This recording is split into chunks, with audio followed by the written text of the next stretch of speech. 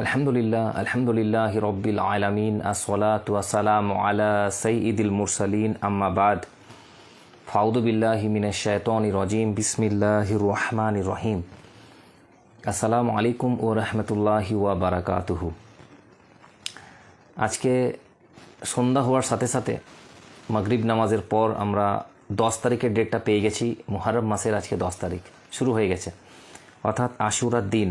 এবং কালকে আগামীকাল দিনটা আমাদের জন্য খুবই গুরুত্বপূর্ণ। ইসলামিক হিস্ট্রিতে আমরা সকলে জানি কেন গুরুত্বপূর্ণ, সেটা জানি যে কারবালার যুদ্ধ একটা নির্মম যুদ্ধ যেটা হয়েছিল, এবং সেখানে আহলুল বাইতের 72 জন সদস্যকে নির্মমভাবে এজিদ বাহিনীরা শহীদ করেছিল। তাহলে আমাদেরকে অবশ্যই জানা দরকার যে এই আহলুল বাইতের মর্যাদা কি, আহলুল বাইত আমাদের কাছে কেন গুরুত্বপূর্ণ, আহলুল বাইতের বিষয়ে আমাদের অবশ্যই জানা দরকার। তো আজকে ইনশাল্লাহ একটা আলোচনা করব। তো সকলে যেসব ভাইরা রয়েছেন অবশ্যই শোনার চেষ্টা করবেন। যদি সাউন্ড না আসে বা কোনো প্রবলেম হয় তো অবশ্যই কমেন্ট করে জানাবেন। তো সর্বপ্রথমে শুরু করব আল কোরআনের আয়াত দিয়ে। সূরা আহজাবের 33 নম্বর আয়াতে, অর্থাৎ 33 নম্বর সূরা আহজাব 33 নম্বর আয়াতে আল্লাহ সুবহানাহু ওয়া তাআলা বলছেন, আউযু বিল্লাহি মিনাশ শাইতানির রাজিম বিসমিল্লাহির রহমানির রহিম। ইন্নামা ইউরিদুল্লাহু লিইউযহিবা আনকুমুর রিজসা আহলুল বাইতি ওয়া ইউতাহহিরুকুম তাতহীরা। হে নবী পরিবার, অর্থাৎ হে নবী পরিবার, আল্লাহ তো কেবল চান তোমাদের থেকে অপবিত্রতা দূর করতে এবং সম্পূর্ণরূপে তোমাদেরকে পবিত্র করে দিতে। অর্থাৎ আয়াতের মাধ্যমে আল্লাহ সুবহানাহু ওয়া তাআলা নবী পরিবারকে বলেন যে সম্পূর্ণরূপে তোমাদেরকে আমি পবিত্র করতে চাই। দেখুন, আহলুল বাইত আগে থেকে পবিত্র, জন্ম থেকেই ইমামে হুসাইন, ইমামে হাসান, হজরতে ফাতিমা আলাইহিস সালাম, মওলা আলী এবং রাসূল পাক সাল্লাল্লাহু আলাইহি ওয়াসাল্লাম, ইনারা তো প্রথম থেকে পবিত্র। কিন্তু আল্লাহ সুবহানাহু ওয়া তাআলা কোরআনের আয়াতের মাধ্যমে ডিক্লেয়ার করে উম্মতকে আরও জানিয়ে দিলেন যে এই ব্যক্তিগুলোর মর্যাদা কী। আয়াতে ডিক্লেয়ার করা হলো। ঠিক যেমন একটা স্কুলে যদি কোনো ছাত্র বা কোনো স্টুডেন্ট ভালো থাকে, সকলে জানে ছেলেটা ভালো, বাট যখন সে স্কুলে হেডমাস্টার যখন ডিক্লেয়ার করবে যে he is a very good boy, তখন কিন্তু একটা অন্যরকম একটা স্ট্যাম্প পড়বে, ট্যাগ পড়বে যে হ্যাঁ ছেলেটা ভালো ছেলে। ঠিক সেরকমই আহলুল বাইত প্রথম থেকেই পবিত্র, আহলুল বাইতের মর্যাদা প্রথম থেকে আছে, আহলুল বাইত প্রথম থেকেই পাক এবং সাফ। তারপরেও আল্লাহ সুবহানাহু ওয়া তাআলা আল কোরআনে আয়াত নাজিল করে দিলেন যাতে উম্মত কখনো কোনো ফাঁক না পায়, কোনো সুযোগ সুবিধা, কোনো যেন উপায় না পায় যে আহলুল বাইতকে ছেড়ে দেবার। বাধ্য করে দিয়েছেন যে আহলুল বাইতকে মানতেই হবে। এরপরে আমি আসছি আস্তে আস্তে এর ব্যাখ্যাতে এই আয়াতটির। এরপরে সূরা আলে ইমরানের, অর্থাৎ আল কোরআনের 3 নম্বর সূরা 61 নম্বর আয়াতে আল্লাহ সুবহানাহু ওয়া তাআলা বলছেন যে ফাকুল তালাউ নাদিউ আবনা আনা ওয়া আবনা আকুম ওয়া নিসা আনা ওয়া নিসা আকুম। এসো আমরা ডাকি, অর্থাৎ এসো আমরা ডাকি আমাদের সন্তানদেরকে এবং তোমরা ডাকো তোমাদের সন্তানদেরকে। আমরা ডাকি আমাদের নারীদেরকে এবং তোমরা ডাকো তোমাদের নারীদেরকে। এটা একটা মুবাহালার আয়াত আল কোরআনে নাজিল হয়েছে।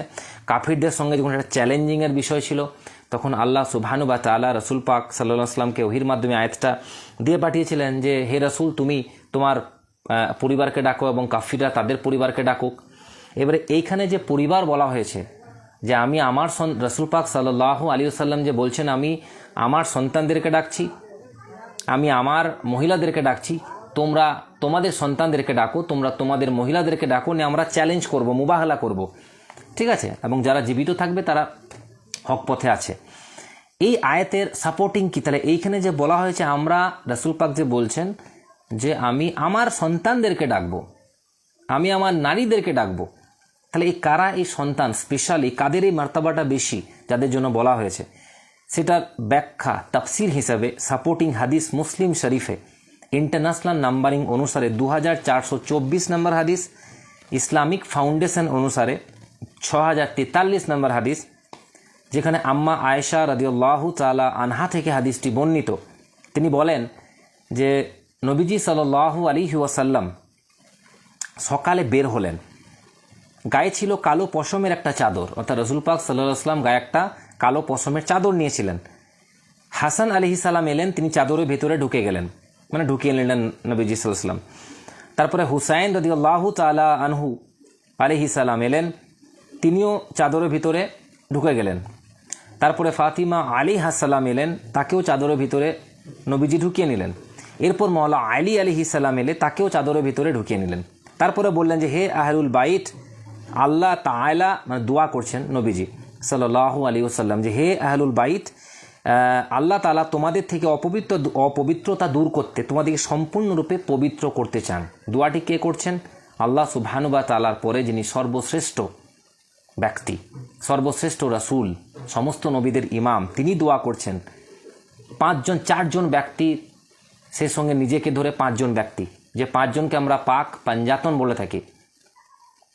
কার জন্য দোয়া করছেন? হজরতে ফাতিমা আলাইহিস সালামের জন্য, আলাইহিস সালামের জন্য, মওলা আলী আলাইহিস সালামের জন্য, ইমাম হুসেন এবং ইমাম হাসান আলাইহিস সালামের জন্য, যে তোমাদেরকে আল্লাহ সুবহানাহু ওয়া তাআলা সম্পূর্ণরূপে পবিত্র করতে চান। অর্থাৎ এখানে বোঝা গেল এই যে কোরআনে আয়াতটি নাজিল হয়েছে যে আমি আমার সন্তানদেরকে ডাকছি, অর্থাৎ যখন তিনি চ্যালেঞ্জিং, মানে ইহুদিদের সাথে চ্যালেঞ্জ করতে গেলেন, তখন নিজেদের সন্তান বলতে ইমাম হুসেন এবং হাসানের জন্য বলছিলেন, এবং নিজেদের নারী মহিলা বলতে হজরতে ফাতিমা আলাইহিস সালামের কথা বলছিলেন। ইমাম বুখারী চ্যাপ্টার বেঁধেছেন এই হাদিসের ওপরে, না ফাদাইলে আহলুল বাইতিন নবী সাল্লাল্লাহু আলাইহি ওয়াসাল্লাম, অর্থাৎ আহলুল বাইতের ফাজিলাত। এরপরে আরেকটা সাপোর্টিং হাদিস যেটা মুসলিম শরীফে এসেছে 6119 নম্বর হাদিসে, হাদিস একাডেমি অনুসারে, না রাসূল সাল্লাল্লাহু আলাইহি ওয়াসাল্লাম বলছেন যে আমি 2টি ভারী জিনিস তোমাদের মধ্যে ছেড়ে যাচ্ছি। কয়টি ভারী জিনিস? 2টা ভারী জিনিস আমি তোমাদের মধ্যে ছেড়ে যাচ্ছি। প্রথমটি হলো আল্লাহর কিতাব, অর্থাৎ এই আল কোরআন। এতে কি আছে? হিদায়াত আছে, এতে নূর আছে। অতএব তোমরা আল্লাহর কিতাবকে অনুসরণ করো, একে শক্ত করে আঁকড়ে ধরো। এরপর দ্বিতীয়টি হলো আমার আহলুল বাইত, আমার পরিবার। আমি আহলুল বাইতের বিষয়ে তোমাদেরকে আল্লাহ সুবহানাহু ওয়া তাআলার কথা স্মরণ করিয়ে দিচ্ছি। 3 বার বললেন, আমি আহলুল বাইতের বিষয়ে তোমাদেরকে আল্লাহর কথা স্মরণ করিয়ে দিচ্ছি। আমি আহলুল বাইতের ব্যাপারে তোমাদেরকে আল্লাহর কথা স্মরণ করিয়ে দিচ্ছি। 3 বার তিনি উম্মতদেরকে বলে ভয় দেখালেন, কারণ তিনি জানতেন যে আমার এই দুনিয়া থেকে বিদায় নেবার পর কি করা হবে, কি মানে অত্যাচার করা হবে আমার বংশের উপরে। এখানেও ইমাম মুসলিম চ্যাপ্টার কি বেঁধেছেন, বাব কি রেখেছেন, না মিন ফাদাইলে আলী ইবনে আবি তালিবিন রাদিয়াল্লাহু তাআলা আনহু, হেডিং কি করেছেন যে আলী ইবনে তালিবের ফাজিলত। এরপরে বুখারী শরীফের 4416 নম্বর হাদিস, তাওহিদ পাবলিকেশন নাম্বার বলছি আমি, আর মুসলিম শরীফে 6111, 6112, 6113, 6114, 6115। তাবুকের যুদ্ধের সময় রাসূল সাল্লাল্লাহু আলাইহি ওয়াসাল্লাম যখন বের হন, তখন আলী আলাইহিস সালামকে দায়িত্ব ছেড়ে যান। অর্থাৎ যখন মদিনা ছেড়ে রাসূল সাল্লাল্লাহু আলাইহি ওয়াসাল্লাম সফরে যাচ্ছিলেন তাবুকের যুদ্ধের জন্য, তখন দায়িত্বে কাকে রেখে গেলেন? মওলা আলীকে রেখে গেলেন। এবং কি বললেন? আলী আলাইহিস সালাম বললেন যে আপনি আমাকে কি শিশু এবং মহিলাদের মধ্যে ছেড়ে যাচ্ছেন? নবীজি সাল্লাল্লাহু আলাইহি ওয়াসাল্লাম বলেন, তুমি কি কথায় রাজি নও যে তুমি আমার কাছে সেই মর্যাদায় অধিষ্ঠিত যে মর্যাদায় মূসার কাছে ছিলেন হারুন? সুবহানাল্লাহ। শুধু পার্থক্য এইটুকুই যে আমার পরে কোনো নবী নেই, কারণ আমরা জানি যে মূসা আলাইহিস সালাম একজন নবী, হারুন আলাইহিস সালাম একজন নবী, এবং মূসা আলাইহিস সালাম যখন কোথাও যেতেন তখন সেই নিজ সিংহাসনে নিজ দায়িত্বে হারুন আলাইহিস সালামকে বসিয়ে যেতেন।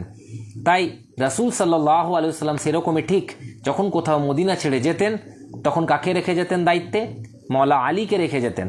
এবং তাবুকের যুদ্ধের সময় যখন রেখে গেলেন, মওলা আলী বললেন যে আমিও যেতে চাই, ইয়া রাসূলুল্লাহ আমাকে কেন রেখে যাচ্ছেন মহিলা এবং এই সন্তানদের মাঝে? তখন রাসূল পাক এটাই উত্তর দিলেন যে তুমি আমার কাছে ঠিক কার মতো?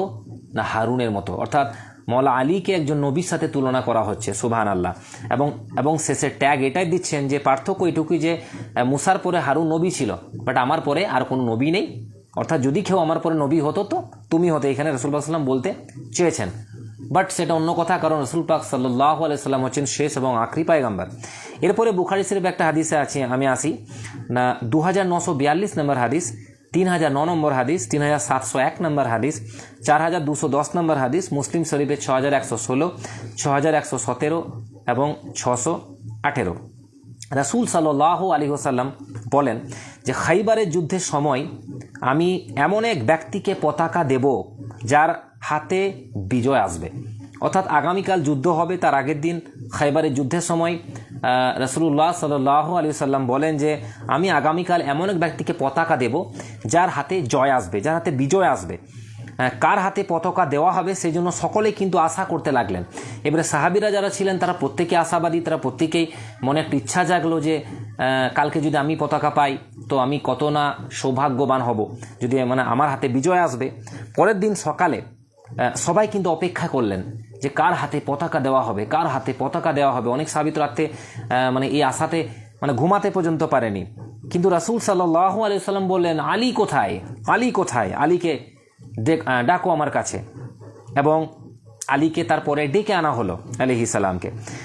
এবং সেই সময় কি ছিল, হযরতে আলী রাদিয়াল্লাহু তাআলা আনহুর চক্ষু রোগে কিন্তু আক্রান্ত ছিলেন, অর্থাৎ ওনার চোখে একটু সমস্যা হয়েছিল সেই সময়। রাসূল সাল্লাল্লাহু আলাইহি ওয়াসাল্লাম কি করলেন, নিজের থুতু মোবারককে মওলা আলীর দুটি চোখে লাগিয়ে দিলেন এবং মওলা আলীর সঙ্গে সঙ্গে কিন্তু সুস্থ হয়ে গেলেন এবং এমনভাবে সুস্থ হলেন যেন তার কোনো সমস্যাই ছিল না, অর্থাৎ একেবারে সতেজ হয়ে উঠলেন। তারপরে সেই যুদ্ধ মওলা আলী আলাইহিস সালাম জয়লাভ করেছিলেন। এরপর একটা হাদিসে আসি, বুখারী শরীফের 441 নম্বর হাদিস, 3703 নম্বর হাদিস, 6204 নম্বর হাদিস, 6280 নম্বর হাদিস, মুসলিম শরীফের 6123 নম্বর হাদিস, ইন্টারন্যাশনাল নাম্বারিং আছে 2409। একবার রাসূলুল্লাহ সাল্লাল্লাহু আলাইহি ওয়াসাল্লাম ফাতিমা আলাইহিস সালামের বাড়িতে এসে মওলা আলীকে খুঁজছিলেন এবং বাড়িতে মওলা আলীকে পেলেন না। তখন বললেন ফাতিমা নিজের মেয়েকে যে হে ফাতেমা, আলী কোথায়, আলী কোথায় গিয়েছে? তখন হযরতে ফাতিমা জবাব দিলেন যে আমার সাথে আসলে দু কথা হয়েছে, তাই তিনি রাগ করে বাইরে চলে গেছেন, এমনকি তিনি আমার সঙ্গে দুপুরে আরামও করেননি। তখন রাসূলুল্লাহ সাল্লাল্লাহু আলাইহি ওয়াসাল্লাম এক সাহাবীকে বললেন যে এক কাজ করো, আলীকে খুঁজে নিয়ে এসো, আলী কোথায় আছে, দেখো কোথায় আছে। এবং সেই সাহাবী খোঁজাখুঁজি করে খবর পেলেন যে এবং তিনি মসজিদে শুয়ে আছেন। তখন সে সাহাবী রাসূলুল্লাহ সাল্লাল্লাহু আলাইহি ওয়াসাল্লামকে এসে বললেন যে আলী মসজিদে শুয়ে আছে। সেই মুহূর্তে রাসূল সাল্লাল্লাহু আলাইহি ওয়াসাল্লাম কী করলেন, আলীকে ডেকে পাঠালেন না, সাহাবীকে বললেন না যে যাও তুমি আলীকে ডেকে আনো, বরং তিনি নিজেই সেখানে গেলেন। সুবহানাল্লাহ, একটা জিনিস প্রিন্সিপাল, যিনি প্রধানমন্ত্রী তিনি যাচ্ছেন সৈনিকের বাড়িতে, এটা তার মানে কতই না মার্তাবা মওলা আলী রয়েছে এখানে। যদি রাসূল সাল্লাল্লাহু আলাইহি ওয়াসাল্লাম একটা হুকুম দিতেন সাহাবীকে যে যাও আলীকে বলো যে আমি ডাকছি, এবং সাহাবী যদি মওলা আলীকে গিয়ে বলতো যে হে আলী তোমাকে রাসূলুল্লাহ সাল্লাল্লাহু আলাইহি ওয়াসাল্লাম ডাকছেন, তো মওলা আলী কিন্তু ছুটে চলে আসতেন। কিন্তু নবীজি সাল্লাল্লাহু আলাইহি ওয়াসাল্লাম যেহেতু শ্বশুর এবং মেয়ের প্রতি রাগ করে জামাই অন্য জায়গায় গিয়েছে, রেগে আছে, তো সেখানে সিদ্ধান্ত এটা নিলেন যে আমি নিজেই যাব। এবং গিয়ে দেখলেন যে সেখানে মওলা আলী কাত হয়ে শুয়ে আছেন। মাটির মসজিদ ছিল তখন, খেজুরের ডাল বিছানো পড়ে, এবং তার শরীরে এক পাশে চাদরও কিন্তু পড়ে গেছিল মওলা আলী, এবং শরীরটাতে কী লেগে গেছিলো, ধুলোবালি লেগে গেছিলো, মাটি লেগে গেছিলো। আল্লাহ রাসূল সাল্লাল্লাহু আলাইহি সাল্লাম তার শরীরে মাটি ঝেড়ে দিতে লাগলেন এবং মাটি ঝেড়ে দিতে দিতে বললেন যে কুম আবা তোরাবিন, কুম আবা তোরাবিন, উঠো হে আবু তোরাব, উঠো হে আবু তোরাব। আবু তোরাব মানে ফাদার অফ ডাস্ট, ধুলোর পিতা। হে ধুলোর পিতা তুমি উঠো, হে ধুলোর পিতা তুমি উঠো। এইখানে এই যে শব্দটা রাসূল পাক সাল্লাল্লাহু আলাইহি সাল্লাম প্রথমবার ব্যবহার করলেন, আবু তোরাব, এবং এখান থেকে মওলা আলীর আমরা আরেকটা নাম পাই, সেটা হচ্ছে আবু তোরাব। সাহাবীরা বলেন যে এই নামে মওলা আলীকে যখনই ডাকা হতো তিনি এতটাই খুশি হতেন যে বলার কোনো ভাষা নেই। কারণ আলী বলে যখন ডাকতেন রাসূলুল্লাহ, তার চেয়ে বেশি খুশি হতেন যখন আবু তোরাব বলে তাকে কেউ ডাকতো। তার মানে একটা নতুন টাইটেল পেলেন এখানে মওলা আলী। সুবহানাল্লাহ। এরপরে তিরমিজি শরীফের একটা হাদিস আমি যাব, 3713 নম্বর হাদিস, মিশকাত শরীফের 6082 নম্বর হাদিস। সেখানেও হাদিস ইমাম তিরমিজি কি চ্যাপ্টার কি বেঁধেছেন, পরিচ্ছদ দিয়েছেন, বাব ফাদাইলে আলী বিন আবু তালিব, যে আলী বিন আবু তালিবের ফজিলত। একটা সত্যি কথা বলতে যত হাদিসের বই রয়েছে এবং আল কোরআন পর্যন্ত, মানে যতটা ফজিলত, যত হাদিস এবং যত আয়াত মওলা আলীর শানে বর্ণিত হয়েছে, অন্য কোনো সাহাবীর শানে কিন্তু এত হাদিস এবং এত ফজিলত কিন্তু বর্ণিত হয়নি। এটা সত্য কথা, তাদের কেউ মানুক বা না মানুক। তিরমিজি 3713 নম্বর হাদিসে, যেখানে আমরা আগে একটা ঘটনা বললাম যে গাদিরে খুম একটা ঘটনা ছিল, শেষ বিদায় হজ যখন করে আসছিলেন রসুল করিম সাল্লাল্লাহু আলাইহি ওয়াসাল্লাম, সে করে আসার সময় খুম নামক একটা জায়গাতে দাঁড়িয়ে যখন শেষ লেকচার দিচ্ছিলেন সাহাবিদের সামনে, 1,25,000 বা 30,000 মতান্তরে সাহাবি সেখানে উপস্থিত ছিলেন। এবং সেখানেই যেখানে ওই আগের হাদিসটা তিনি বলেছিলেন যে আমি দুটো জিনিস তোমাদের কাছে ছেড়ে যাচ্ছি, সেটা হচ্ছে একটা হচ্ছে আল কোরআন এবং আমার আহলুল বাইত, অবশ্যই তোমরা এই দুটো জিনিসের সঙ্গে অ্যাটাচ হয়ে থাকবে। সেখানে কিন্তু এই হাদিসটাই রাসূল পাক সাল্লাল্লাহু আলাইহি ওয়াসাল্লাম কিন্তু বলেছেন, কি বলেছেন? মওলা আলীর হাতটাকে ধরে উপরে তুলে বলেছিলেন, মান কুনতু মওলাহু ফাহাদা আলিউন মওলাহু, অর্থাৎ আমি যার মওলা আলীও তার মওলা, আমি যার নেতা আলীও তার নেতা। এত বড় ফজিলত সেই লক্ষাধিক সাহাবীর সামনে নবী করিম সাল্লাল্লাহু আলাইহি সাল্লাম কাকে দিয়েছিলেন? না, মওলা আলীকে দিয়েছিলেন। বলুন সুবহানাল্লাহ। সেই কারণেই আমরা আলীর নামের আগে কি বলি? মওলা বলি, মওলা আলী বলি, কারণ এই নামটা রসুল করিম সাল্লাল্লাহু আলাইহি সাল্লাম নিজে দিয়েছিলেন। এরপরে তিরমিজি শরীফের আরেকটা হাদিসে আসি, 3716 নম্বর হাদিস, 3719 নম্বর হাদিস, তারপরে শাহি আল জামিতে 1485 নম্বর হাদিসটা রয়েছে। নবীজি সাল্লাল্লাহু আলাইহি সাল্লাম মওলা আলীকে বললেন যে তুমি আমার হতে এবং আমি তোমার হতে। দেখুন এই চ্যাপ্টারেও কিন্তু, এই হাদিসের ওপরেও কিন্তু চ্যাপ্টার বানা আছে যে কি, যে মুনাফিকরা আলীর প্রতি বিদ্বেষী। চ্যাপ্টার কি মেনেছেন ইমাম তিরমিজি?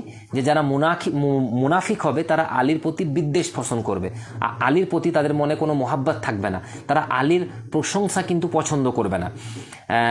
এবং একটা কত আশ্চর্যের বিষয় যে রাসূল করিম সাল্লাল্লাহু আলাইহি সাল্লাম থেকে তো আলী এটা বোঝা যায়, কিন্তু তিনি বলছেন যে তুমি আমার থেকে, ঠিক আছে এটা বোঝা গেল যে রাসূল পাক সাল্লাল্লাহু আলাইহি ওয়াসাল্লাম থেকে মওলা আলী, কারণ যত ফজিলত যত মর্তবা রাসূল করিমই মওলা আলীকে দিয়েছেন আল্লাহ সুবহানাহু ওয়া তাআলার অশেষ দয়ায়।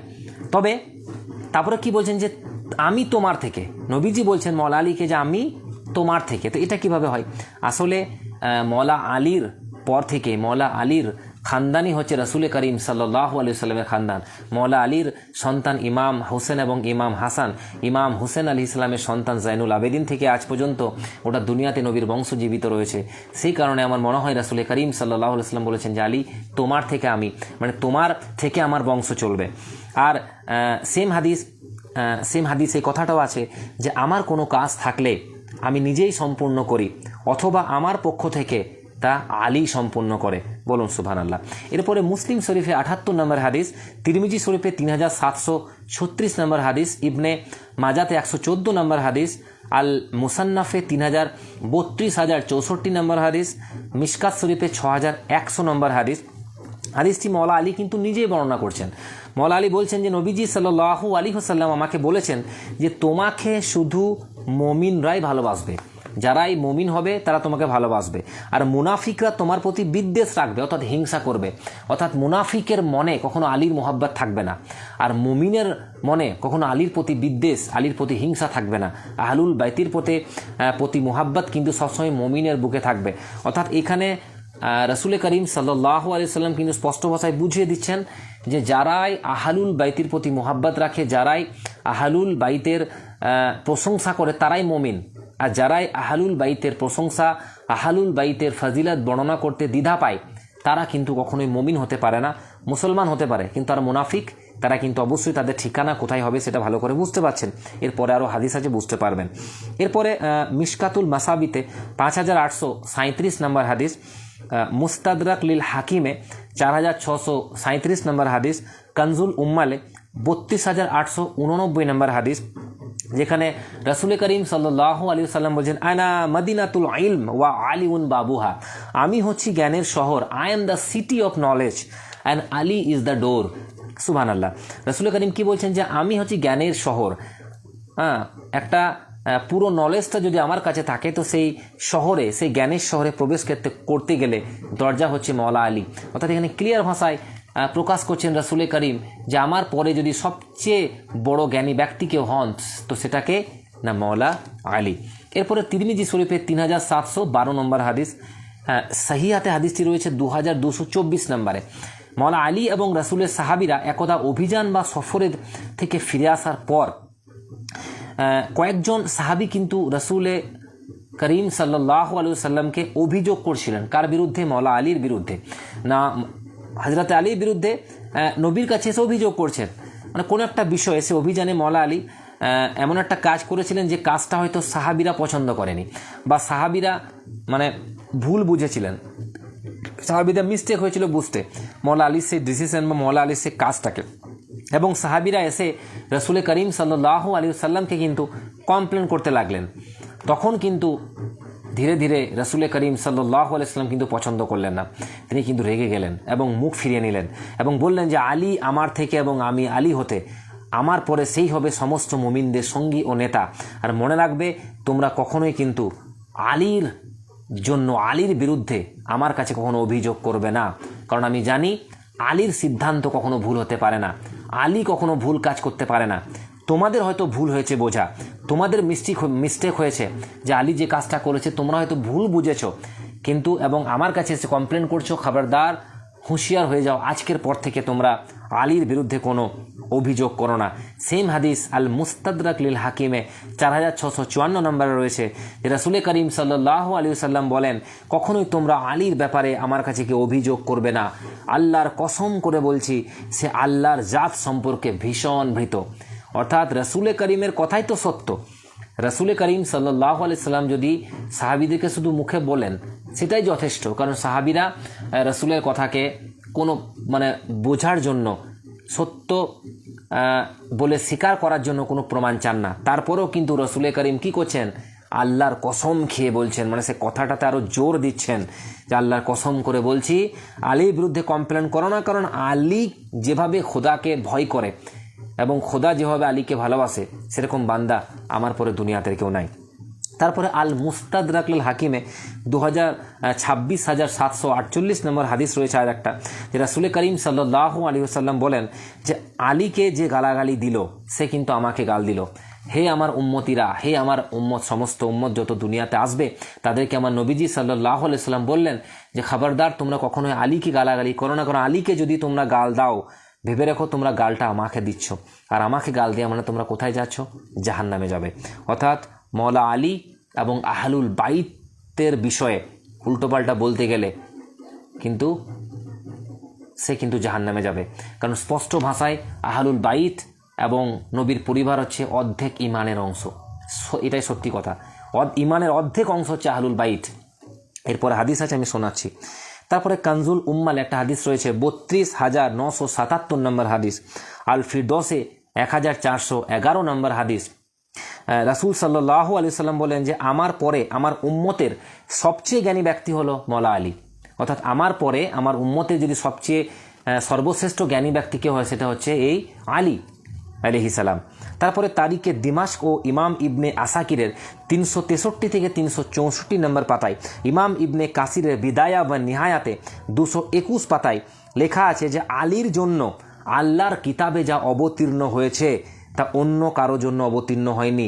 কমপক্ষে 300টারও বেশি আয়াত আল কোরআনে শুধুমাত্র আলীর জন্য বর্ণনা হয়েছে, আলীর জন্য নাজিল করা হয়েছে।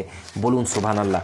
তো আর বাকি হাদিস আমি আগেও বলেছি যে যত হাদিসের বই রয়েছে, বুখারী শরীফ, মুসলিম শরীফ, তিরমিজি শরীফ, ইবনে মাজাহ, সুনান নাসাই, মিশকাত, এই সমস্ত বইয়ে মওলা আলীর জন্য যেভাবে ফজিলত বয়ান করা হয়েছে অন্য কোনো সাহাবীর জন্য বয়ান করা হয়নি।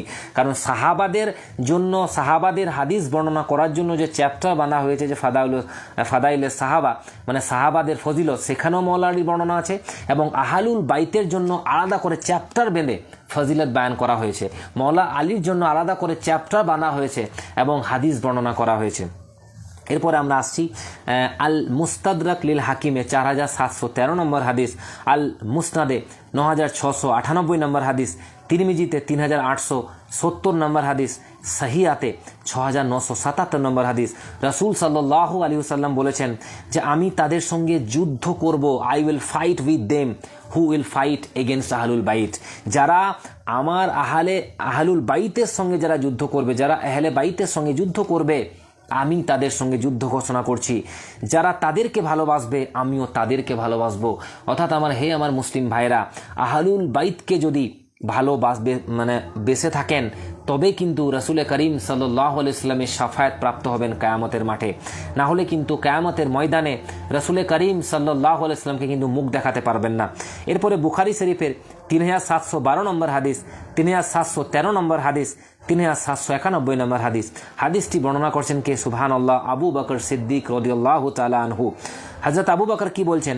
যে তিনি বলেন যে নিজের আত্মীয়ের চেয়েও রাসূলের পরিবারকে ভালোবাসা উত্তম মনে করি আমি। কে বলছেন? হযরত আবু বকর সিদ্দিক বলছেন, যিনি রাসূল করিম সাল্লাল্লাহু আলাইহি ওয়াসাল্লামের ওফাতের পর ইসলামের সর্বপ্রথম খলিফা নির্বাচিত হয়েছিলেন। তিনি বলছেন, এবং হযরত আবু বকর হচ্ছেন রাসূলের এমন এক বন্ধু যিনি সবসময় নবী করিম সাল্লাল্লাহু আলাইহি ওয়াসাল্লামের সাথে থাকতেন। তিনি বলছেন যে আমি আমার নিজের আত্মীয়ের চেয়েও রাসূলের আত্মীয়কে, রাসূলের পরিবারকে ভালোবাসা উত্তম মনে করি। এবং উর্দুতে আমরা বিভিন্ন তাকরিরে শুনে থাকি যে अगर मोहम्मद के कुर्ब को अगर तलाश करना चाहते हो तो क्या करो ना, अहलुल बैत के कुर्ब में तलाश करो। অর্থাৎ রাসূলকে রাজি করতে গেলে আহলুল বাইতকে রাজি করতে হবে। তোমরা নবীর পরিবারের প্রতি অধিক অধিক সম্মান প্রদর্শন করো। এটা কে হুকুম দিচ্ছেন? না, হযরত আবু বকর সিদ্দিক রাদিয়াল্লাহু তাআলা আনহু হুকুম দিচ্ছেন। তারপরে হাদিস যে আল মুস্তাদরাক লিল হাকিমে 4712 নম্বর হাদিস, 4717 নম্বর হাদিস, সহিহাতে 2488 নম্বর হাদিস। রাসূল করিম সাল্লাল্লাহু আলাইহি ওয়াসাল্লাম বলেন যে কোনো ব্যক্তি যদি সারা জীবন হাজরে আসবাত অর্থাৎ কালো পাথর যে রয়েছে কাবাতে এবং মাকামে ইব্রাহিমের মাঝে দাঁড়িয়ে সালাত আদায় করে, অর্থাৎ সেই কাবা ঘরে যদি কেউ সারা জীবন নামাজ পড়ে এবং সিয়াম পালন করে, অর্থাৎ যদি কেউ সেখানে সারা বছর যদি রোজা রাখে কিন্তু বা সারা জীবন যদি সেখানে নামাজ পড়ে রোজা রাখে কিন্তু রাসূলের পরিবারের প্রতি যদি মনে তিল পরিমাণ বিদ্বেষ থাকে তাহলে তার ইবাদত কবুল হবে না, সে জাহান্নামে যাবে, জাহান্নামে যাবে, জাহান্নামে যাবে। স্পষ্ট ভাষায় রাসূল করিম সাল্লাল্লাহু আলাইহি ওয়াসাল্লাম কিন্তু বলে দিয়েছেন। আজকে দুঃখের বিষয় কিছু মানুষ বলছে যে কবরে কি কারবালা সম্পর্কে জিজ্ঞাসা করা হবে, কিয়ামতের মাঠে কি কারবালার বিষয়ে জিজ্ঞাসা করা হবে। হ্যাঁ হ্যাঁ ভাই, জিজ্ঞাসা করা হবে। জান্নাত এবং জাহান্নামের ফয়সলা যখন হাদিসে করে দেওয়া হয়েছে তখন অবশ্যই জিজ্ঞাসা করা হবে।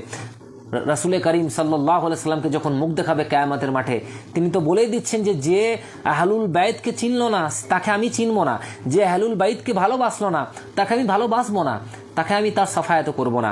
এবং স্পষ্ট ভাষায় রাসূল করিম সাল্লাল্লাহু আলাইহি ওয়াসাল্লাম বলছেন যে তার নামাজ, রোজা, হজ, যাকাত কিছুই কবুল হবে না যদি তার মনে আহলুল বাইত এর বিষয়ে সামান্য পরিমাণ কি থাকে, বিদ্বেষ থাকে। তার মানে কারবালা হচ্ছে অর্ধেক ইমান, আহলুল বাইত হচ্ছে অর্ধেক ইমান। এবং কারবালার বিষয়ে অবশ্যই জানতে হবে এবং কারবালাকে ইগনোর করা যাবে না। কিয়ামত পর্যন্ত কারবালা কিন্তু এই উম্মতকে হর্ট করবে এবং কারবালাকে নিয়েই আমাদেরকে চলতে হবে। নেক্সট হাদিস বুখারী শরীফের 3714 নম্বর হাদিস, 5230 নম্বর হাদিস, মুসলিম শরীফের 2449 নম্বর হাদিস, আবু দাউদের 2071 নম্বর হাদিস, তিরমিজিতে 3867 নম্বর হাদিস। আল্লাহ রাসূল সাল্লাল্লাহু আলাইহি ওয়াসাল্লাম বলেন, যে ব্যক্তি ফাতিমাকে ভালোবাসবে তাকে আমি ভালোবাসবো, যে ফাতিমাকে কষ্ট দিল সে আমাকে কষ্ট দিল। হযরতে ফাতিমা হচ্ছে আমার কলেজার টুকরো। রাসূল সাল্লাল্লাহু আলাইহি ওয়াসাল্লাম বলছেন যে ফাতিমা আমার মেয়ে আলাইহাস সালাম হচ্ছে আমার কলেজার টুকরো, তাকে যে কষ্ট দিল সে আমাকে কষ্ট দিল। অর্থাৎ মনে রাখবে একটা কথা ভাই, এখান থেকে হাদিসটা দেখে একবার কল্পনা করুন তো যে রাসূলের কলেজার টুকরা হযরতে ফাতিমা, ফাতিমার কলেজার টুকরা মওলা হোসেন এবং হাসান এবং তার বংশ। কারবালার ময়দানে যখন নির্মমভাবে অত্যাচার করা হলো হযরতে ফাতিমা এবং রাসূল করিম সাল্লাল্লাহু আলাইহি ওয়াসাল্লামের কতই না কষ্ট হয়েছিল, কতই না বুক ফেটে গেছিল। তারা কিভাবে শাফায়াত চাইবে, তারা কিভাবে ছাড় পেতে পারে কিয়ামতের মাঠে, আল্লাহ তাদেরকে কিভাবে মুক্তি দিতে পারে? না ভাই, কখনোই তারা মুক্তি পাবে না। বুখারী শরীফের 3716 নম্বর হাদিস, 6326 নম্বর হাদিস, মুসলিম শরীফের 2450 নম্বর হাদিস। রাসূল সাল্লাল্লাহু আলাইহি সাল্লাম বলেন, সর্বপ্রথম যে আমার সঙ্গে মিলিত হবে সে হলো আমার কন্যা।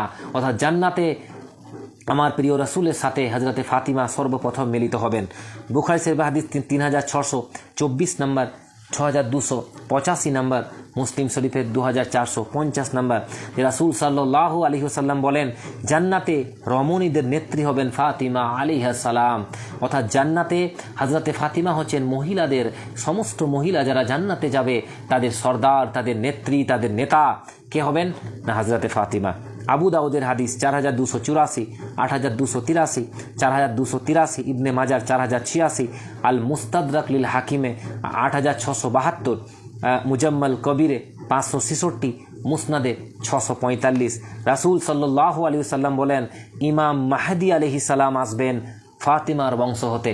অর্থাৎ গোটা দুনিয়াতে যত সৈয়দ রয়েছে, এই সৈয়দদের কোনো এক ঘরানা থেকেই জন্ম হবে কার না, ইমাম মাহদি, যিনি কিয়ামতের আগে সমস্ত উম্মতকে এক করবেন এবং ইসলামের জয় হবে। তারপর ঈসা আলাইহিস সালাম আসবেন।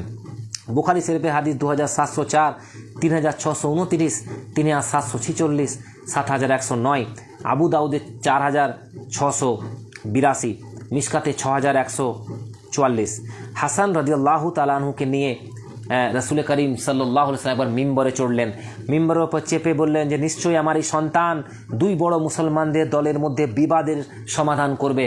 অর্থাৎ নিজের নাতিকে, নিজের নাবাসাকে সন্তান বলে সম্বোধন করছেন, সন্তান বলে সম্মান দিচ্ছেন এবং বলছেন যে আমার এই হাসান, আমার এই প্রিয় সন্তানটি, আমার এই প্রিয় নাতিটি, প্রিয় নাওয়াসাটি এমন একটি মহান কাজ করবে যখন দুটি মুসলমানদের দল লড়াই করবে।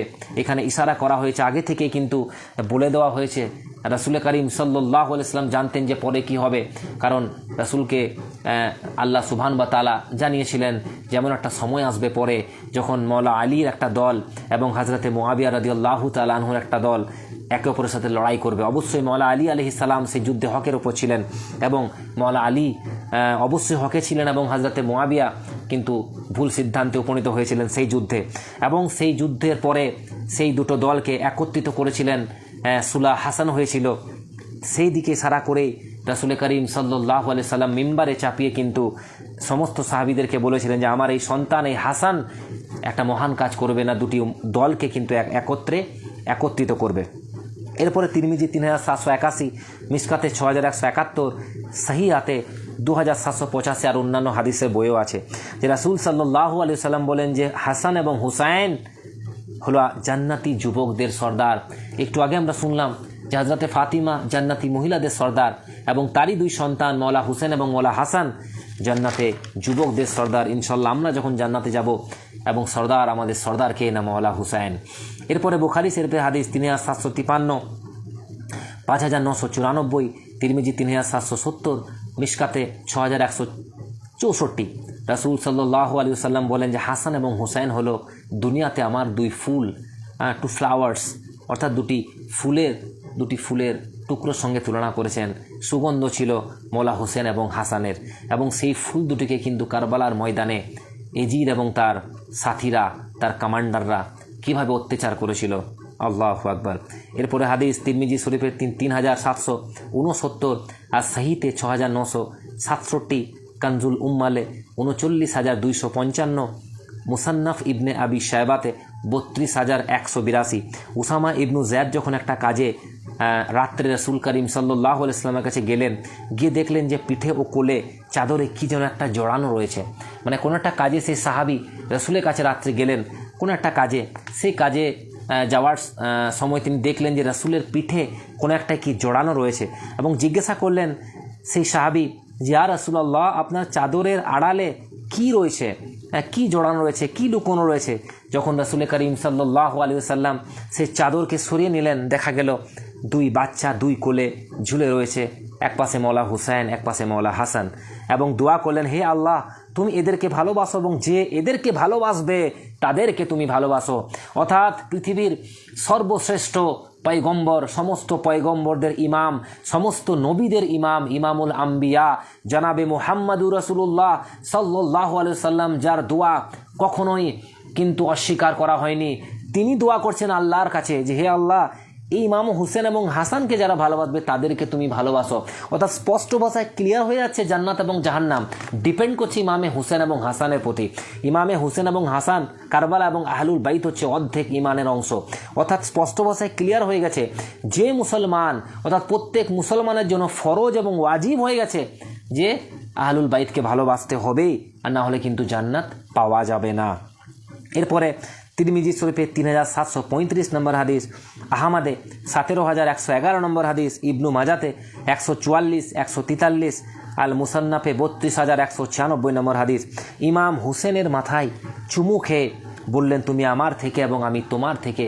যে কথা রাসূল করিম সাল্লাল্লাহু আলাইহি ওয়াসাল্লাম মওলা আলীকে বলেছিলেন, অর্থাৎ হুসেন এবং হাসানের আব্বাজানকে বলেছিলেন যে আলী তুমি আমার থেকে আমি তোমার থেকে, সেম মর্যাদা দিচ্ছেন হুসেনকে যে হুসেন তুমি আমার থেকে আমি তোমার থেকে। মওলা হুসেন তো নবীজি থেকে এটা আমরা জানি, কিন্তু হুসেন থেকে নবীজি কিভাবে হলেন? হুসেন থেকে নবীজি এটা বলার একটা স্পিরিচুয়াল মিনিং রয়েছে, যেটা কারবালার ময়দানে ঘটেছিল। কারবালার ময়দানে নানার অর্থাৎ রসুলের শরীয়তকে মওলা হুসেন বাঁচিয়েছিলেন এবং হুসেনের পর থেকে কিন্তু শরীয়ত সুন্দরভাবে বেঁচেছিল। হুসেনের সেখানে যদি নিজের সমস্ত ফ্যামিলিকে স্যাক্রিফাইস না করতেন, শরীয়ত হয়তো লণ্ডভণ্ড হয়ে যেত। সে কারণে রাসূল করিম সাল্লাল্লাহু আলাইহি সাল্লাম বলেছেন যে তুমি হুসেন তোমার থেকে আমি, অর্থাৎ আমার শরীয়ত তোমার থেকেই চলবে। বুখারী শরীফে 3748 নম্বর হাদিস, তিরমিজিতে 3778 নম্বর হাদিস। কারবালা ঘটে যাওয়ার পর যখন মওলা হুসেন আলাইহিস সালামের মাথা মুবারককে এক পাত্রে রেখে উবাইদুল্লাহ ইবনে জিয়াদের কাছে আনা হলো, তখন সে খোঁচা মারতে লাগলো আল্লাহু আকবার, এবং তার রূপ সৌন্দর্য লাবণ্য সম্পর্কে সে বাজে মন্তব্য করতে লাগলো। তখন এক সাহাবী রাসূল সেখানে ছিলেন, ইবনে আনাস ইবনে মালিক রাদিয়াল্লাহু তাআলা আনহু। তিনি বললেন, তার বয়স হয়ে গেছিল, তিনি বললেন সাবধান হয়ে যাও হে উবাইদুল্লাহ বিন জিয়াদ, তুমি যার মাথায় খোঁচা মারছো, যার মুখে তুমি কুশ্রী বলছো, যার লাবণ্য সৌন্দর্য সম্পর্কে তুমি কুমন্তব্য করছো, তার চেহারা হুবহু ম্যাচ খায় আমার প্রিয় রাসূল সাল্লাল্লাহু আলাইহি ওয়াসাল্লামের সঙ্গে। কারণ আমি রাসূল করিম সাল্লাল্লাহু আলাইহি ওয়াসাল্লামকে দেখেছি, খবরদার। কিন্তু উবাইদুল্লাহ বিন জিয়াদ কী করলো? সেই সাহাবীকে রোম থেকে বের করে দিল। এরপরে মুসনাদে আহমদে 6648 2165 নম্বরে হাদিসটি রয়েছে এবং হাফিজ জুবের আলী জাই হাদিসটিকে সেই বলেছেন। একবার কি হয়েছিল না, সিফিনের প্রান্তরে মওলা আলী আলাইহিস সালাম পেরিয়ে যাবার সময়, সিফিনে যখন যুদ্ধ হয় তার আগে মওলা আলী সেই রাস্তা দিয়ে পেরিয়ে যাচ্ছিলেন, হঠাৎ যেন তিনি গায়েবে কথা বলতে লাগলেন যে হে আমার সন্তান, ধৈর্য রেখো, ধৈর্য রেখো। তখন আলীর সঙ্গে যারা সাথী ছিলেন, সাহাবী ছিলেন, তারা জিজ্ঞাসা করলেন যে হে আলী কি হলো, কেউ কি তোমাকে আঘাত দিল? কার সাথে তুমি কথা বলছো, কাকে বলছো তুমি ধৈর্য রেখো? মওলা আলী বললেন যে হে আমার বন্ধু, হে আমার ভাইরা, শোনো, একবার আমি আমার রাসূলুল্লাহ সাল্লাল্লাহু আলাইহি ওয়াসাল্লামের কাছে গিয়েছিলাম, তখন দেখলাম আমার প্রিয় রাসূল ঝরঝর করে কান্নাকাটি করছেন। আমি বললাম ইয়া রাসূলুল্লাহ, কে আপনাকে কষ্ট দিল? আপনি কেন কান্নাকাটি করছেন? রাসূলুল্লাহ সাল্লাল্লাহু আলাইহি ওয়াসাল্লাম বললেন যে জিবরিল আমার কাছে এসেছিল, তখন মওলা হুসেন এবং হাসান ছোট ছোট বাচ্চা, এবং জিবরিল এসে বলল যে আপনার এই সন্তান হুসেন এবং তার সাথীদেরকে কারবালার ময়দানে শহীদ করা হবে, হাসানও শহীদ হবে, এবং সেই ভবিষ্যতে যেটা ঘটবে সে খবরটা পেয়ে আমি কান্নাকাটি করছি। মওলা আলী বললেন তখনও কিন্তু রাসূল সাল্লাল্লাহু আলাইহি ওয়াসাল্লাম কিন্তু কান্নাকাটি করছিলেন, এবং আমি সেই কারণে সেই যেটা ঘটবে সেটার জন্য আমার হুসাইনকে বলছি গায়েবের মাধ্যমে যে হে হুসাইন বেটা, ধৈর্য রেখো, একটা ভয়ঙ্কর সময়, একটা কঠিন সময় কিন্তু তোমাদের ওপর আসবে, এবং সেই সময় যদি তোমরা ধৈর্য রাখতে পারো তো সেটাই হবে তোমাদের জন্য সবচেয়ে বড় সময়। এবং অবশ্যই আমরা যেটা রেজাল্ট কারবালাতে পাই, এমন ধৈর্য রাখলেন। আর ধৈর্য কেনই বা রাখবেন না? औलादकार मौला आलीर नातिकार नबी करीम सल्लल्लाहु अलैहि वसल्लमेर এবং কে আমাদের জান্নাতের সরদার মৌলা হাসানের ভাই ছিলেন মৌলা হুসাইন এবং ছোট ছোট বাচ্চা সেই আহলুল বাইতেরই পরিবার। কারণ তাদের কাছ থেকে আমরা ইসলাম শিখেছি, তাদের ঘর থেকে ইসলাম এসেছে, তাদের কাছ থেকে আমরা শিখেছি ধৈর্য কী জিনিস, স্যাক্রিফাইস কী জিনিস, ডেডিকেশন কী জিনিস।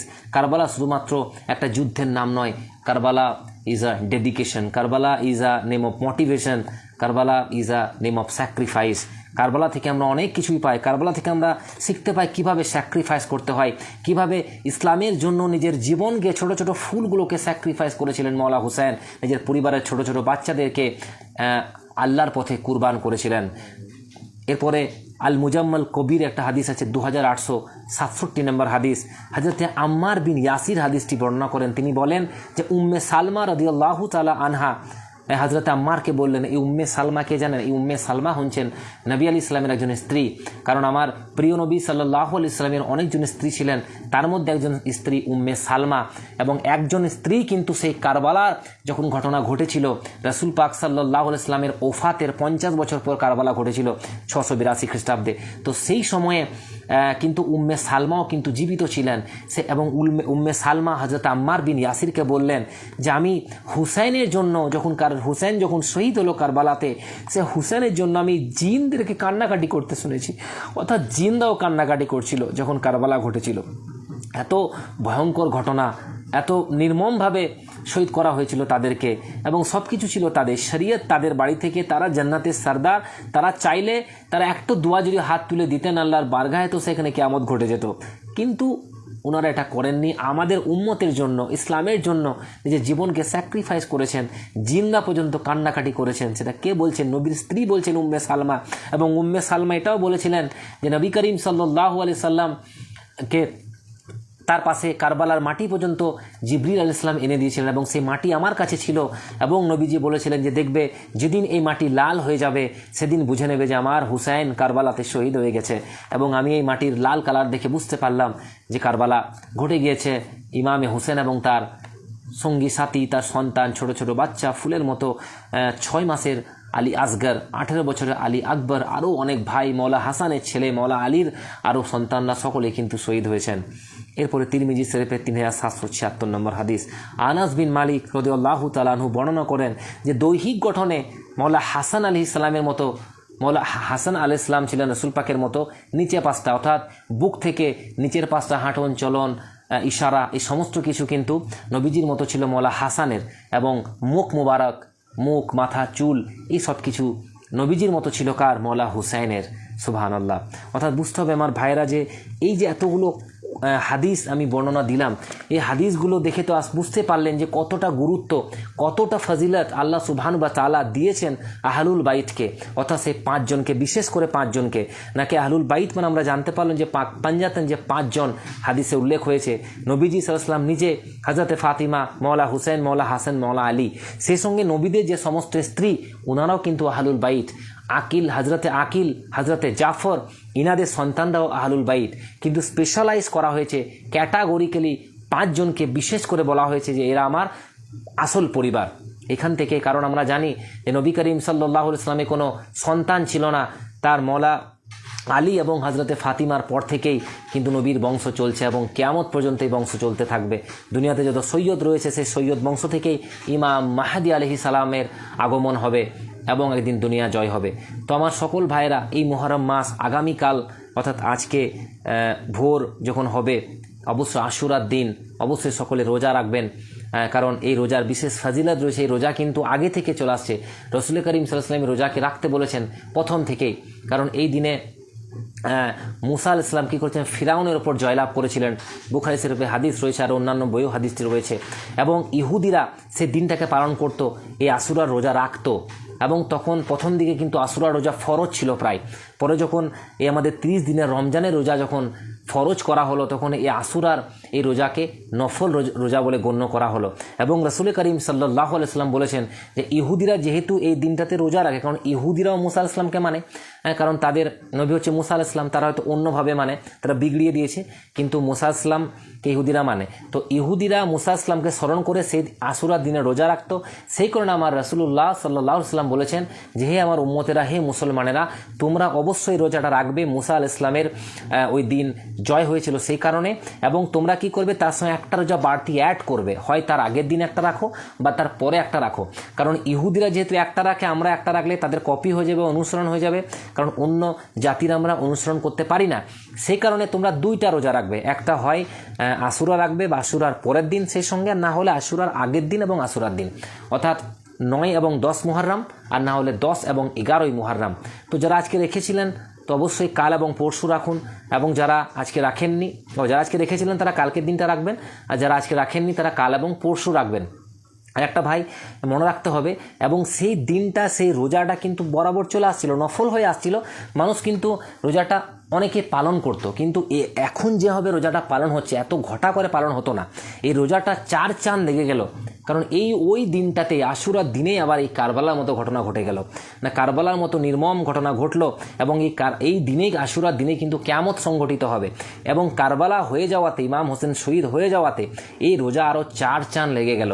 এবং গোটা দুনিয়াতে উম্মতেরা এই রোজাকে বেশিভাবে আরও পালন করতে লাগলো। এবং অনেকে যারা বলে থাকে দেখবেন যে এই রোজা তো হুসেনের জন্য নয়, এই রোজা তো হাসানের জন্য নয়, এই রোজা হচ্ছে মুসা আলাইহিস সালামের জন্য। এই রোজা মুসা আলাইহিস সালামের জন্য ঠিক আছে, কিন্তু বলেছেন কে রোজা রাখতে? নবী করিম সাল্লাল্লাহু আলাইহি ওয়াসাল্লাম। তিনি জানতেন যে পরে 10ই মুহররম আমার সন্তানরাও শহীদ হবে, এবং বিশেষ করে এই রোজাটা মওলা হুসেনও রাখতেন আগে। হ্যাঁ, এবং মওলা হুসেন এবং কারবালা হয়ে যাওয়ার আগে কিন্তু এভাবে এত রোজাটা রাখা হতো না।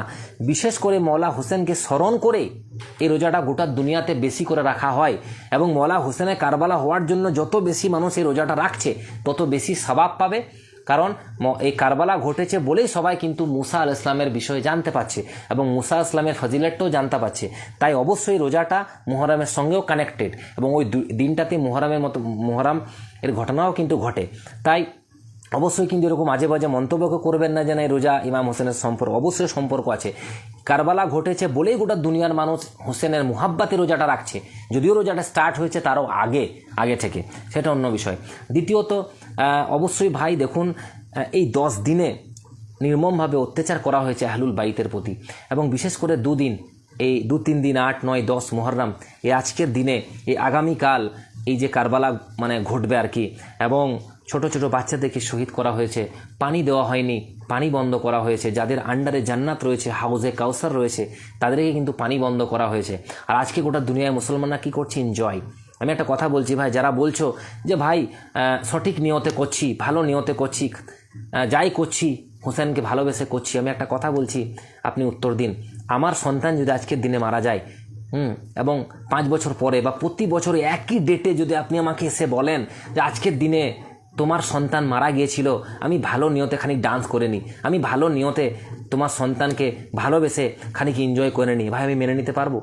আর না আপনি মেনে নিতে পারবেন আপনার সন্তান, আপনার ছোট ছোট বাচ্চা, 5 বছরের বাচ্চা, 10 বছরের বাচ্চা, 20 বছরের বাচ্চা যদি অ্যাক্সিডেন্ট হয়ে মারা যায়, বা যদি নির্মমভাবে তাকে কেউ জবাই করে দেয়, তাকে মার্ডার করে দেয়, এবং সেই ছেলের মৃত্যু দিনে যদি আমি সেই দিনটাতে প্রত্যেকটা বছর যদি আমি মনে করিয়ে দিই যে আজকের দিনে আপনার সন্তান মরেছিল, এবং আমি সঠিক নিয়ত আপনার সন্তানকে দারুণ ভালোবাসি, আপনাকেও ভালোবাসি, আমরা একটু এনজয় করে নিই, লাফিয়ে লাফিয়ে আপনার ছেলের নাম নিয়ে নিই, ডিজে বাজিয়ে নিই, ডান্স করে নিই, আপনি মেনে নিতে পারবেন? তো আপনি নিজের সন্তানের জন্য যখন মেনে নিতে পারবেন না, তো আমার আপনার হাজার হাজার হাজার সন্তান কুরবান মওলা হুসেন এবং মওলা হাসানের সন্তানের প্রতি, তো কিভাবে তাদের সন্তানের শহীদ হওয়ার দিনটাতে আমরা এনজয় করতে পারি? আর আপনি এই এনজয়টা করে আপনি কী ভাবছেন? আপনি কিয়ামতের মাঠে রাসূলুল্লাহ সাল্লাল্লাহু আলাইহি ওয়াসাল্লামের সামনে মুখ দেখাবেন, উনি বলবেন যে রাসূলুল্লাহ আমরা ভালোবেসেই করেছি? কোনো মতে অ্যাকসেপ্টেড হবে না ভাই আমার। আমি কোনো জিনিসকে বন্ধ করতে চাইছি না, আমি ইসলাম হচ্ছে মধ্যপন্থা। রাসূল করিম সাল্লাল্লাহু আলাইহি ওয়াসাল্লাম হাদিসে বলেছেন যে তোমরা দিন নিয়ে বাড়াবাড়ি করো না, এবং দিন নিয়ে ছাড়াছাড়িও করো না। ইসলামের মধ্যে এখন দুটো দল আমরা দেখতে পাচ্ছি, একটা বাড়াবাড়ি, একটা ছাড়াছাড়ি। আর আহলে সুন্নাত ওয়াল জামাত হচ্ছে মধ্যম পন্থা, না বাড়াবাড়ি করবে না ছাড়াছাড়ি করবে।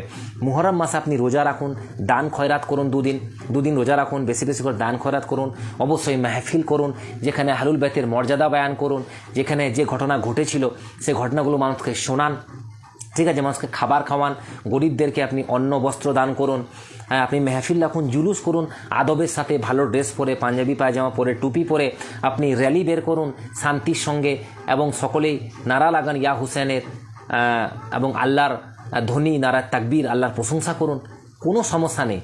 কিন্তু ভাই সেখানে দুঃখের দিন, এগুলো আপনার মুখে চোখে দুঃখ প্রকাশ থাকবে, শোক আর গাম আলাদা। আমি বলছি না শোক প্রকাশ করতে, কাটাকাটি, মারামারি, মাথা চাপড়ানো, এগুলো ইসলামে হারাম আছে, এগুলো শোক। আর শোক কিন্তু 3 দিনে বেশি হয় না। তবে গাম কিয়ামত পর্যন্ত থাকবে, গাম আলাদা, গাম মানে দুঃখ। আমরা হচ্ছে মানুষ, কারবালার ঘটনা শুনে যদি আপনার চোখে জল না আসে, আপনার বুক যদি না ফাটে, তাহলে আপনি মুমিন নয়। আপনার বুক ফাটতেই হবে, আপনি যদি মুসলমান হয়ে থাকেন, আপনি মুমিন হয়ে থাকেন। যখনই পুরো কারবালার ম্যাটারটা পাই টু পাই আপনি শুনবেন, কি হয়েছিল, কত মর্তবা রয়েছে, কত ফাজিলত রয়েছে, আপনার বুক অবশ্যই ফাটবে, তাতে আপনি যেই হন না কেন। আমরা জানারই চেষ্টা করি না, আমরা বোঝারই চেষ্টা করি না। আর আমাদেরকে মেহফিল করতে হবে, আলোচনা করতে হবে, মানুষকে জানাইতে হবে কী মর্তবা আছে। আর জিনিসটা করুন। অবশ্যই ইউনিটির জন্য সমস্ত মুসলমানদেরকে এক হতে হবে। অবশ্যই সমস্ত মুসলমান এক হন, এক জায়গায় জড়ো হন, মেহফিল করুন, দার্স করুন, জালসা রাখুন, প্রোগ্রাম রাখুন, শহীদে কারবালা বায়ান করুন, নাত পড়ুন, মর্শিয়া পড়ুন, কোনো প্রবলেম নেই। কিন্তু ভাই এই যে ডিজে বাজিয়ে ডান্স করছেন, এই যে এনজয় করছেন, এই যে হাসি ঠাট্টা তামাশা এগুলো করছেন, তার মানে আপনি নাটক করছেন, তার মানে আপনি কি করছেন, আপনি নেকি তো কামাতে পারছেন না, বরং আপনি আপনি গুনাহের দিকে যাচ্ছেন। বা আপনি কিভাবে কবরে গিয়ে নবী করিম সাল্লাল্লাহু আলাইহি ওয়াসাল্লামকে মুখ দেখাবেন, কিভাবে কিয়ামতের ময়দানে আপনি সাফায়াত চাইবেন রাসূলুল্লাহ সাল্লাল্লাহু আলাইহি ওয়াসাল্লামের কাছে, কিভাবে জান্নাতে আপনি গিয়ে মওলা হোসেনের সামনে দাঁড়াবেন, যে আপনি জান্নাতে সর্দার মওলা হোসেন, মওলা হাসান এবং হযরতে ফাতিমার সামনে আপনি মাথা উঁচু করে কথা বলতে পারবেন, আপনি তাকাতে পারবেন, আপনি মাথা উঁচু করে বলতে পারবেন যে আমি আপনাদের ভক্ত, আমি আপনাদের গোলাম। আপনার কখনো সাহস হবে না, কারণ আপনি যেটা করে গেছেন অন্যায় করছেন। তাই আমরা অবশ্যই যেগুলো আগে অনেক কিছু ভুল অবশ্যই করেছি, সেগুলোতে আমাদের ফিরে আসতে হবে, সঠিক পদ্ধতিতে করতে হবে। আহলে সুন্নাত ওয়াল জামাতের কোনো মৌলানা, কোনো মৌলবি এগুলো করা পারমিশন দেয় না, মানুষরা জোর জবরদস্তি করছে। সঠিকভাবে করুন করতে গেলে। তারপরে আরেকটা বিষয় আসছে তাজিয়া নিয়ে। দেখুন তাজিয়া জিনিসটা কি, আমরা আসলে প্রত্যেকটা জিনিস ইসলামে আগে স্টার্ট হয়েছে ভালো উদ্দেশ্যে, কিন্তু আমরা সেগুলোকে বিগড়িয়ে দিয়েছি। আমরা সেগুলোকে কি করেছি না, আজে বাজে জিনিসগুলো ভরে তার সৌন্দর্য নষ্ট করেছি। তাজিয়া প্রথম স্টার্ট হয়েছিল আজ থেকে 700-800 বছর আগে, 900 বছর আগে। কি জন্য না, কোনো এক ব্যক্তি কারবালা যেতেন, সেখানে কারবালা গিয়ে প্রতি বছর ইমামে হুসেনের রওজা, তারপরে মদিনা জিয়ারত করতেন। কোনো এক বছর যেতে পারলেন না, তিনি সেই গ্রামে একটা সুন্দর মতো ইমামে হুসেনের রওজা তৈরি করলেন, বা গুম্বদে খাজরা মদিনা শরীফ তৈরি করলেন, কাবায় তৈরি। আমাদের বাড়িতে যেভাবে থাকে না ক্যালেন্ডারে কি থাকে, মক্কার ফটো থাকে, কাবার ফটো থাকে, মদিনার ফটো থাকে, যেগুলো দেখে আমাদেরকে মনটা ভরে, জানটা ভরে যায়। আমরা নিজে তো কাবা যেতে পারছি না, মোবাইলে ভিডিও যেমন দেখি সেভাবে ফটো সেভাবে দেখি। সেরকমই যদি একটা কাবা বানানো হয়, সুন্দর করে একটা মদিনা বানানো হয়, আর্টিফিশিয়াল শোল দিয়ে বা কাঠের তৈরি হোক, কাপড়ের তৈরি হোক, বা যদি কারবালাতে যে মাজার রয়েছে ইমাম হোসেনের, সেটা যদি বানানো হয়, সেটা বানিয়ে সিস্টেম হচ্ছে এক জায়গায় সুন্দরভাবে সাজিয়ে রেখে দিতে হবে। মানুষ যার যার ভালোবাসা থাকবে মওলা হোসেনের প্রতি, তারা গিয়ে সেখানে দেখবে, জিয়ারত করবে, ফিল করবে যে এটা কি, এটা হচ্ছে সেই গুম্বদে খাজরা, এটা কাবা, এবং সেটা দেখে ইমানের তেজ বাড়বে। সেটা মানে এই নয় যে সেটাকে ঘিরে আমি সেটাকে নিয়ে মান্নত করব, সেটাকে ইমাম হোসেনের কবর ভাববো, বা সেটাকে ইমাম হোসেনের লাশ ভাববো। আস্তাগফিরুল্লাহ, আমাদের সাহস, আমাদের অত বড় মর্যাদা, আমরা যোগ্য যে আমরা মওলা হোসেনের লাশকে নিয়ে হেঁটে বেড়াবো? আর তাজিয়াকে যারা নিয়ে ঘুরে বেড়াইছো, কখনো আগে ঘুরে বেড়ানো হয়নি। ঘুরে বেড়ানো, ঢোল নিয়ে লাফানো, কোথায় এটা করে তোমরা তাজিয়ার মর্যাদা নষ্ট করছো, তাজিয়ার প্রতি বেয়াদবি করছো তোমরা যারা এরকম করছো, বা আমরা আগে যারা করেছি বেয়াদবি করেছি। এক জায়গায় সুন্দরভাবে সাজিয়ে রেখে দিতে হবে, মানুষ এসে সেখানে এসে দেখবে, যা পুরুষরা যাবে, মহিলারা নয়। মহিলারা যদি সেখানে দেখতেও যায় তো পর্দা অবস্থায় যাবে, নাকাব পরে যাবে, হিজাব পরে যাবে। আর পুরুষরা অবশ্যই সেখানে যাবে, জিয়ারত করবে। রইল লাঠি খেলা, ভাই লাঠি খেলবে, লাঠি খেলায় যদি খেলবে শরীর চর্চার জন্য, কোনো প্রবলেম না ইসলামে। ঈদের দিনে খেলো না, তখন তো তোমাদের জোশ থাকে না। বুখারী শরীফে হাদিস আছে, ডাফ বাজানো, গান করা, নাচ পড়া, আনন্দ করা খুশিতে। তারপরে তোমার লাঠি খেলা ঈদের দিনে করো, কুরবানির দিনে করো।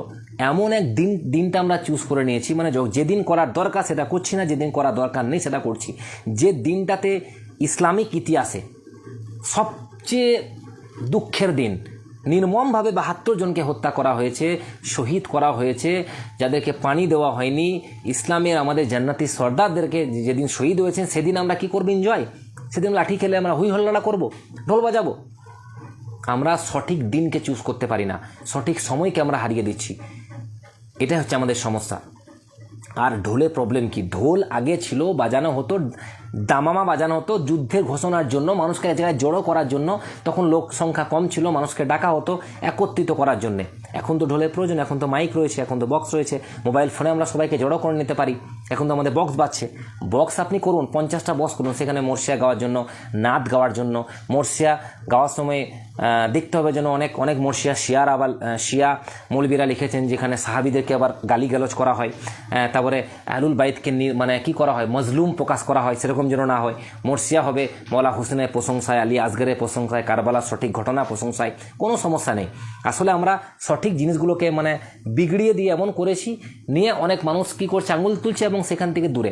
আমি বলছি না যে এগুলো মহরমে কোনো কিছু করার দরকার নেই, সেটা বলছি না, অবশ্যই করো, সঠিক পদ্ধতিতে করো, যেভাবে স্টার্ট করেছিল মুরব্বীরা যেভাবে স্টার্ট করেছিল, আগের ওলি আল্লাহরা যেভাবে জ্ঞানীগুণী ব্যক্তিরা যেভাবে করতেন আদবের সাথে নিষ্ঠার সাথে, সেভাবে করতে হবে। নিজের ইচ্ছায় আমি ডান্স করে নেব, এনজয় করে নেব।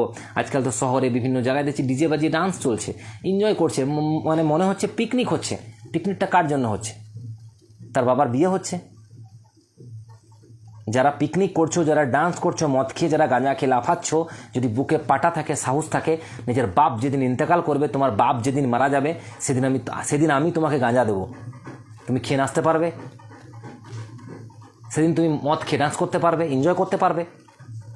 তো নিজের বাপ যেদিন মরবে সেদিন তোমার মদ খাওয়ার সাহস থাকবে না। নিজের বাপ যেদিন মরবে সেদিন তুমি গাঁজা খাবার মতো তোমার শরীরের পরিস্থিতি থাকবে না। নিজের বাপ, নিজের সন্তান যেদিন মারা যাবে সেদিন তোমার ধৈর্য শক্তি থাকবে না। তো সমস্ত বাপ, তোমার বাপ, আমার বাপ, গোটা দুনিয়ার বাপ, জৈনুল আবেদিনের বাপ ইমামে হোসেনের পায়ের নিচে কুরবান। তো তার এত বড় যে ঘটনা, সেদিন আমরা কীভাবে এনজয় করতে পারি? এনজয় করার দিন এটা নয়। আমরা গুনাহ কিনছি, গুনাহ কিনে গুনার সংখ্যা বাড়িয়ে নিচ্ছি। তাই সমস্ত গ্রাম, সমস্ত যুবকদেরকে বলবো, এই নয় যে ভাই সব কিছু বন্ধ করে দাও বা না কিছু করতে হবে না, দলাদলি ভাগাভাগি অবশ্যই করবে না। যারা করছে তাদেরকে আদবের সাথে বুঝো, অবশ্যই বোঝান, তাদেরকে শেখান যে ভাই চলো একটা ভালো পদ্ধতিতে করা যাক, হোক, সবই হবে। আমরা প্রোগ্রাম করব, আমরা খাওয়া দাওয়া আয়োজন করব, রোজা খোলানোর ব্যবস্থা করব, সেহেরি ইফতারের ব্যবস্থা করব, গরিবদেরকে ডেকে খাবার খাওয়াবো, একটা মেহফিল রাখবো যেখানে হাদিস, কোরআন হাদিসে কথা হবে, ইমামে হুসেন, হাসান, হজরতে ফাতিমা এবং তাদের বংশ এবং আরও সাহাবিদের ফজিলত ডিসকাস হবে। তারপরে অনেক কিছু চর্চা হবে, কোরআনের আয়াতের ডিসকাস হবে। এবং তারপরে যদি আমরা একদিন যদি জুলুস বের করি, তো জুলুস বের করব যেখানে আদবের সাথে আমরা রাস্তায় হেঁটে হেঁটে, যেখানে যার মধ্যে কারবালার কাহিনী থাকবে, যেখানে মর্সিয়া থাকবে, নাত থাকবে, কোনো সমস্যা নেই। কিন্তু আমরা এই সব কিছুকে বিগড়ে দিয়ে এমন একটা জায়গায় চলে এসেছি যে দেখতে খারাপ লাগছে। আজকে নন মুসলিমরা মুসলমানদেরকে দেখে ভাবছে এটা কি, এটি কি ইসলাম? তারা ইসলামকে বুঝে উঠতে পারছে না যে ইসলাম কী জিনিস। নন মুসলিমরা বুঝতে পারছে না যে কি ব্যাপার, ইসলামে কি হচ্ছে, এটা ইসলামে কি শিক্ষা দেয়। তো আমার সমস্ত ভাইদেরকে রিকোয়েস্ট করবো, ভাই প্লিজ কেউ ইসলামে দলাদলি করবেন না, অবশ্যই একে অপরকে বোঝান, চেষ্টা করুন, বুঝুন। আর এই যে সমস্ত কাজগুলো বললাম সেগুলো অবশ্যই করবেন। আর অবশ্যই রোজা রাখবেন। তারপর এমন কিছু কাজ করবেন না যেখানে গুনাহ হবে। আর ফাজিলত অবশ্যই মনে রাখতে হবে যে আহলুল বাইত এবং নবী পরিবারই হচ্ছে অর্ধেক ইমানের অংশ। সে কারণে বুখারী শরীফের প্রথম দিকের হাদিস যে রাসূল করিম সাল্লাল্লাহু আলাইহি সাল্লাম বলছেন, যতক্ষণ পর্যন্ত না সে মুমিন হতে পারবে, যতক্ষণ না নিজের সন্তান, সন্ততি, ধন দৌলত সবার থেকে বেশি সে আমাকে ভালোবাসতে পারবে। অর্থাৎ রাসূলকে যে ভালোবাসবে না, রাসূলের পরিবারকে যে ভালোবাসবে না, ইমামে হোসেন, হাসান, ফাতেমা, এই মওলা আলী, এদেরকে যারা ভালোবাসবে তাদেরকে রাসূল ভালোবাসবেন। এই হাদিসগুলো যেগুলো ডিসকাস করলাম, এগুলোর মাধ্যমে আমরা সেগুলোই জানতে পারলাম। ইনশাল্লাহ পরে আবার আসবো আলোচনা করার জন্য, আরও অনেক ইনশাল্লাহ কিছু শেয়ার করব যেটুকু আমি রিসার্চ করছি। আমি কোনো পণ্ডিত নয়, কোনো আলিম নয়, বা আমি কোনো যোগ্যতাও রাখি না কোনো কিছু ইসলামিক টপিক আলোচনা করার। তবে রাসূল করিম সাল্লাল্লাহু আলাইহি ওয়াসাল্লাম বলেছেন, তোমরা যদি কোনো ভালো কথা জানো অবশ্যই অন্যকে শেয়ার করো। তো যেটুকু আমি রিসার্চ করে বের করেছি সেটা আপনাদের কাছে শেয়ার করছি। অবশ্যই আপনারাও অন্য কাউকে শেয়ার করবেন, জানাবেন। এবং এটাই সাদকায়ে জারিয়া, এটাই জ্ঞান যত শেয়ার হতে থাকবে, আমি যে কোনো ভালো জিনিস যদি আমি জানি আপনাদেরকে শোনাই, আপনারা যদি তাদেরকে শোনান, তো পরপর সকলে আমরা কিন্তু নেকি আর্ন করতে লাগবো। এবং এটাই আমাদের হয়তো কিয়ামতে শাফায়াতের জরিয়া হয়ে যাবে, এবং এরই ওসিলাতে আমরা হয়তো ইনশাআল্লাহ জান্নাত পাবো। তো সাল্লু আলাল হাবিব সাল্লাল্লাহু আলা মুহাম্মদ সাল্লাল্লাহু আলাইহি ওয়াসাল্লাম। আসসালামু আলাইকুম ওয়া রাহমাতুল্লাহি ওয়া বারাকাতুহু।